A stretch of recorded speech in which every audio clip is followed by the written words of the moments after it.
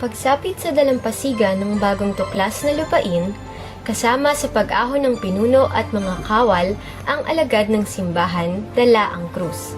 Sa paraang ito, dumating sa binansagan nilang Pilipinas ang pananampalatayang Katoliko-Romano, na sa loob ng may 400 taon ay naging relihiyon ng mga katutubo. Lubos sa kapangyarihan ng simbahan, ng mga prayle. Sila lamang ang nakakapagpatawad ng kasalanan at makakabasa ng Biblia. Sunod-sunuran lamang ang mga katutubo sa mga kautusan ng simbahan. Matapos magapi ang mga barkong bantigman ng Espanya sa labanan sa Look ng Maynila at mabili ng bansang Amerika ang Pilipinas, ay isinugo ng pamahalaang Amerikano kasama ng kanyang mga kawal ang mga naunang misyonero upang pangalagaan ang pangangailangan sa pagsamba ng mga kawal. Nagsimulang mangaral ang mga misyonero sa mga katutubo. Nakarating ang mga Amerikanong misyonero sa Binuangan sa pangunguna ni Dr. Marvin A. Rader kasama si Pastor Catalino Santos. Nagdala sila ng mensahe ng Diyos at pananampalatayang metodista sa ating nayon.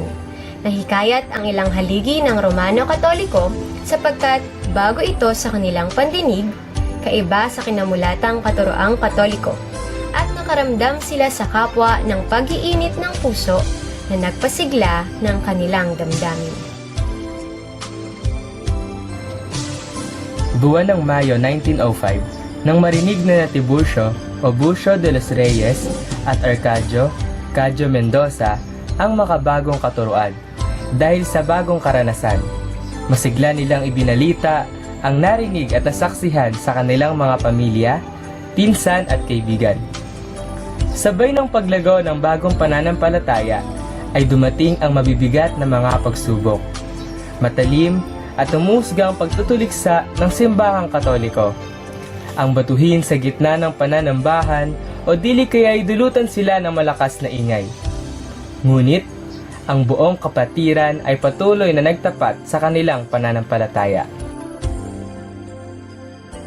Isang pangyayari ang nagbigay ng pagkakataon sa kapatiran na ipakita sa lahat na umuusig ang tunay na kahulugan ng pag-ibig sa kapwa. Ang pakikipagkapwa-tao, pagtutulungan, pagbibigayan ang ilan sa mga naging susi upang maabot ang marami nating kababaryo. Maraming tao ang nagsimulang mag-ukol ng mataas na pagkilala at pagpapahalaga sa kapatiran ng bagong iglesia. Dahil dito, may mga nahikayat sila kaya't naging inspirasyon at hamon ito upang ang ating iglesia sa Quibadá ay matatag noong 1916. Sa pagdaan ng mga taon, ang bagong gusaling sambahan ay naging maliit sa pagpatuloy ng padami ng ating kapatiran. Kaya kinakailangang magtayo ng isang bahay dalanginan. Kahit may kahirapan sa buhay, sa bitkis ng pagkakaisa at pagtutulungan ay nakapagpatayo ng isang kapilya. Sumapit ang ikalawang digmaang pandaigdig. Nanirahan ang mga Hapones sa Binuangan ng ilang panahon at bago sila tuluyang umalis, sinunog nila ang buong baryo kasama na ang bahay-sambahan. Matapos ang ikalawang digmaan, taglay pa rin ang pag-asa at pananampalataya, muling bumangon ang kanyang iglesia. Isang malaking tolda ang naging pansamantalang bahay-sambahan, kasunod ang pagpupunyaging maisaayos ito. Nobyembre 1975, naisa katuparan ang isang kakaiba at panibagong ministeryo ng iglesia. Ito ay sa pamamagitan ng pakikipag-ugnayan ng World Vision Philippines at BRAR Project 726, isang proyekto kung saan ito ay naglalayon na matulungan ang mga batang nangangailangan sa pamamagitan ng sponsorship at higit sa lahat ay ang mailapit ang bawat sambahayan sa ating tagapagligtas. Taong 1985 nang formal na naging pag-aari ng iglesia ang lupang kinatatayuan ng bahay-sambahan sa pamamagitan ng bukas na pagkakaloob ng mga kapatid na Angel Huat at kapatid na Rufina de Armas.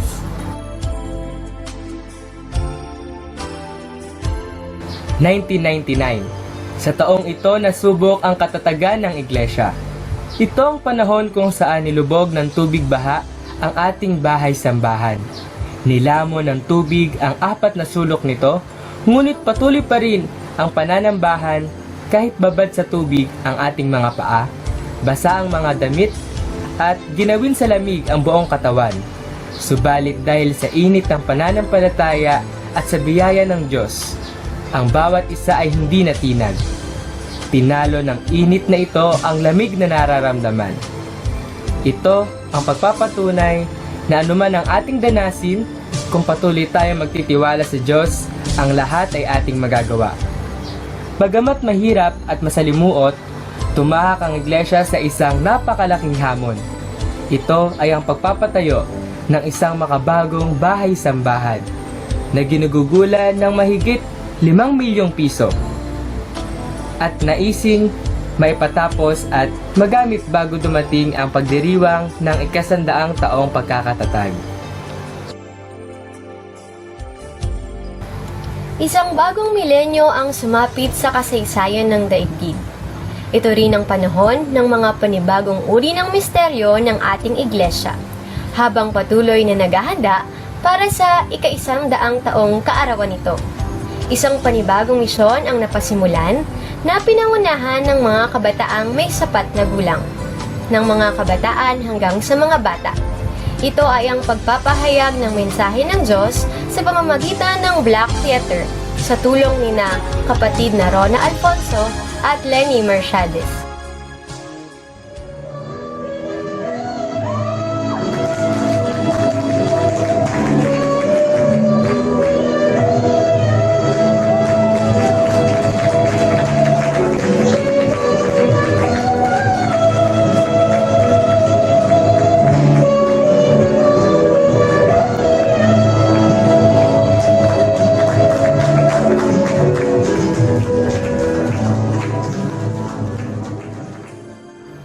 Taong 2004 nang magpasya rin ang council na ayusin ang munting paaralan. Kaya't ipinasyang ipatala ito sa Securities and Exchange Commission at sa the Department of Education. Kabilang dito ang pagbabago ng pangalan mula sa Binuangan Ecumenical School sa Binuangan Ecumenical School of Tomorrow. Taong 2016, ang ating paaralan na Binuangan Ecumenical School of Tomorrow ay binigyan ng pagkilala kung saan ito ang kauna-unahang preschool sa division ng Bulacan. Inaprobahan ng Department of Education sa pangunguna ng board chairman nito na si Flordelisa J. Papa. Nagpatuloy ang ating iglesia sa iba't ibang ministeryo. Masiglang inabot ang mga kababaryo at nagsagawa ng mga gawaing makatutulong sa pagpapalagong espiritual na buhay at pagpapalaganap ng salita ng Diyos. Ngunit sa pagsapit ng taong 2020, panibagong pagsubok ang tinahak ng ating iglesia, ang pagdating ng pandemyang COVID-19. Dahil dito, pansamantalang ipinagbawal ng gobyerno ang pagsasama-sama ng mga tao upang maiwasan ang pagkalat ng nasabing sakit. Ipinagbawal ang pananambahan ng sama-sama sa loob ng iglesia. Sa panahong ito ng pandemya, ang pagtutulungan at pagmamalasakitan ang nangibabaw sa ating lahat.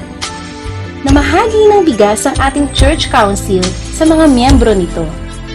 Marami sa ating mga kapatid ang kinatok ng Panginoon upang maging daluyan ng pagpapala at magbahagi ng munting handog sa mga bata sa ating baryo at sa kalapit barangay nitong Salambao.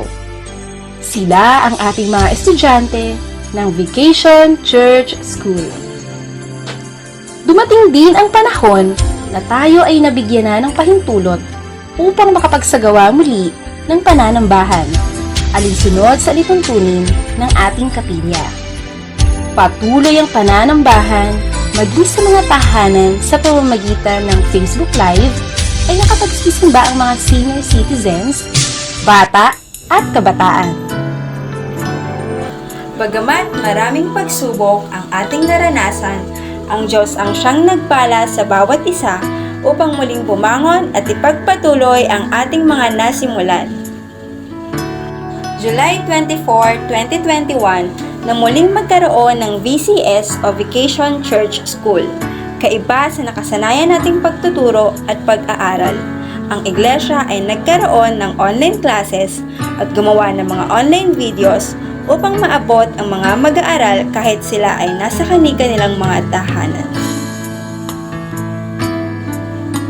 September 3, 2021, matapos ang isang taong pagpapahinto ng Binuangan Ecumenical School of Tomorrow, dahilan na rin sa pandemyang ating naranasan, ito naman ang panahon kung saan muling binuksan ang ating munting paaralan.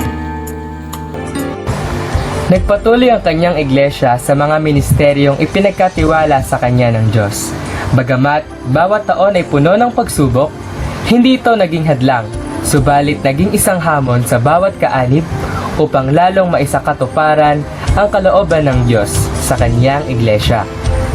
Ilan sa mga ito ay patuloy na mamamahayag ng salita ng Diyos sa buong barangay kung saan nagkakaroon ng evangelism nights, film showing, cell group, summer retreat, house of praise, at lalong higit ang pag-abot sa mga kapatid sa kalapit bahaging lugar upang maibahagi ang kaligtasang nagmumula kay Kristo.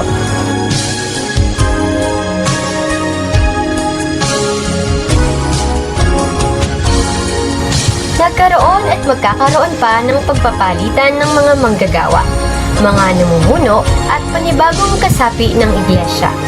Ngunit, dapat nating tandaan na ang nagkakaisang Iglesia Metodista ng Binuangan ay mananatili sa kanyang misyon na ginampanan sa loob ng maraming taon at patuloy na gagampanan sa darating pang mga panahon. Ito at ang pagpapahayag ng mensahe ng ating Diyos, ang kanyang kabutihan at pagliligtas. Ang apat na sulok ng iglesia ay saksi sa tagumpay at kabiguan, sa ligaya at lungkot na naranasan ng bawat kaanib nito. Subalit, gayunpaman, ang krus ay mananatiling nakatunghay sa buhay at karanasan ng bawat kaanib.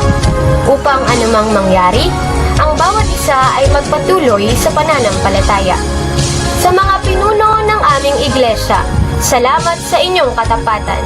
At sa susunod na henerasyon, naway patuloy nating panghawakan ang katapatang ito, ang pananampalatayang ito, sapagkat ang tunay na pundasyon nito ay si Kristo.